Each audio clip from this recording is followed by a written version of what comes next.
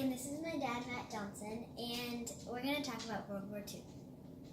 So I've always wondered about World War II since my dad's a history teacher and he always talks about it at home. So I've decided to interview him and ask him some of my questions. Here's some of my questions. What started World War II? How did each individual country get involved in the war? And what were important decisions made by Churchill and Hitler? And what ended World War II? So what started World War II? Well, it officially started when Germany invaded Poland. However, it was caused by a lot of bad decisions after World War I, and then also the awful economic times of the Great Depression.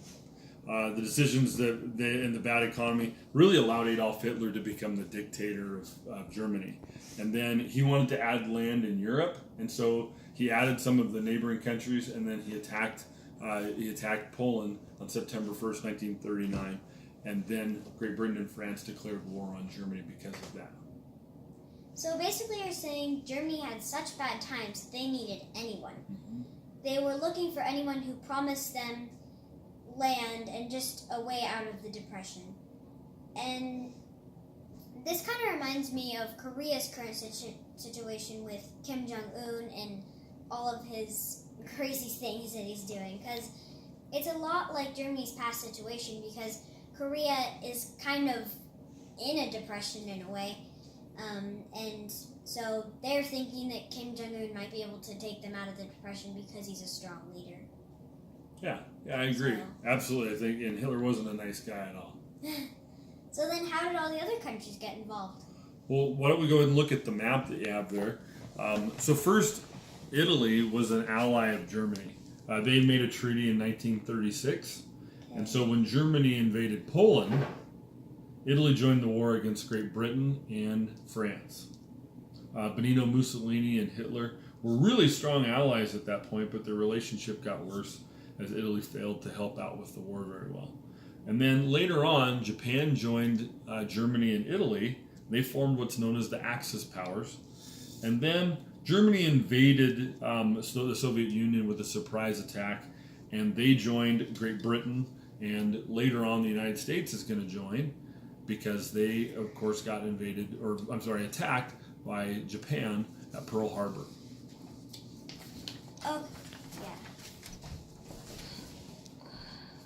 Oh, yeah, I read somewhere that while I was researching, so the majority of the countries stayed out of the war until their leaders realized that the war affected their country, or the country realized that if they joined the war, then they can be paired up with someone powerful to save their country. And so, if I was Japan's leader, I would have just watched the war from the sidelines because really the war just made Japan's economy worse than it already was by joining the war and getting, later defeated. So. Well, involved with the United States, which was a bigger country. Yeah. Mm-hmm. I mean, I totally understand why Japan might do that, but it was not a good decision on the leader's part. So, what were some of the important decisions of Churchill and Hitler? So again, Hitler was one bad dude. He just was not a good guy. And so some of his bad decisions were obviously invading Poland, which started the whole war. And then he went ahead and attacked the Jews. He persecuted them. And then later on, he sent them off to death camps, which resulted in millions of deaths for Jewish people. And then also to some of his other decisions, like supporting his troops. He didn't support them very well when they were attacked, when they were attacking the Soviet Union, and then also when the United States and Great Britain attacked on D-Day.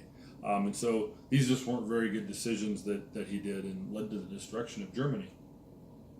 Honestly, if I were Hitler, I would probably at this point just try to apologize to other countries and just stop the war moves and start thinking about the bigger picture of, or the outcome of what, and the consequences of what he's doing and making his people believe about. So, I mean, I understand the fact that Hitler wanted to be the hero of his people, but that clearly didn't work.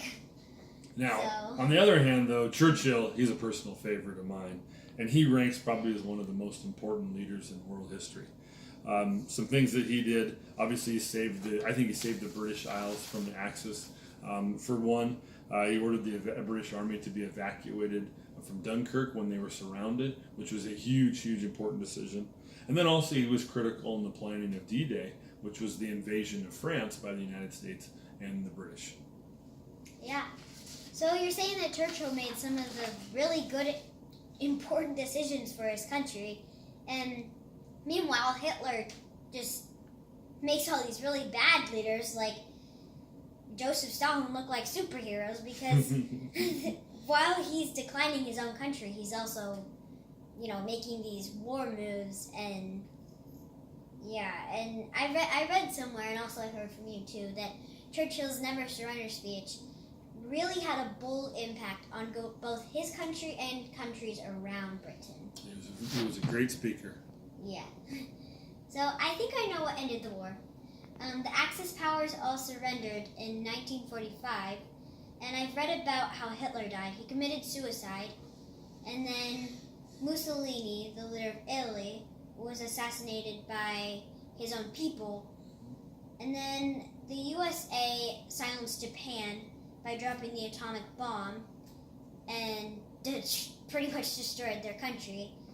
And so Stalin lived on until he died from old age, and then FDR had already passed away earlier in the war just from brain illness, and Winston Churchill also lived on until he passed away later from old age. There you go. Yeah, you're right. But I will say this: World War II, a very horrible event. It cost really the lives of tens of millions of people, and it changed the world forever. Thank you. You're welcome.